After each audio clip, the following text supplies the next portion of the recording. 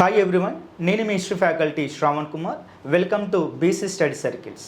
మనకు శాతవాహన కాలంలో బృహత్ కథని గుణాఢ్యుడు రచించడం జరిగింది. ఈ గుణాఢ్యుడు బృహత్ కథని మహారాష్ట్ర పైశాచిక భాషలో రచించడం జరిగింది. ఈ గుణాఢ్యుడు దీనిని మొత్తం 7 సంపుటాల్లో రాయడం జరిగింది. ఇది యొక్క గుణాఢ్యుడు అనేటువంటి వ్యక్తి హాలుడు కాలంలో ఉన్నటువంటి గొప్ప కవి. మరి చరిత్రలో ఏం జరిగినదంటే, ఈ బృహత్ కథ అనేటువంటి పేరుతోటి అదే సేమ్ టైటిల్ తోటి వివిధ గ్రంథాలు, వివిధ రచనలు, వివిధ కవులు రాయడం జరిగింది.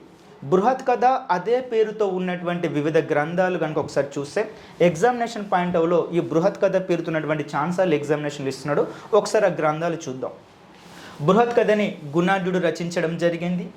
బృహత్ కథ మంజరి అనేటువంటిది క్షేమేంద్రుడు రచించినాడు. బృహత్ కోశ అనేటువంటిది హరిసేనుడు రచించాడు. బృహత్ కథ సంహిత అనేటువంటిది వరాహి మిహిరుడు రచించినాడు.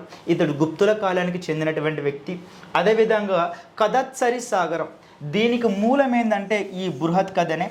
దీనిని సోమదేవ సూరి రచించడం జరిగింది.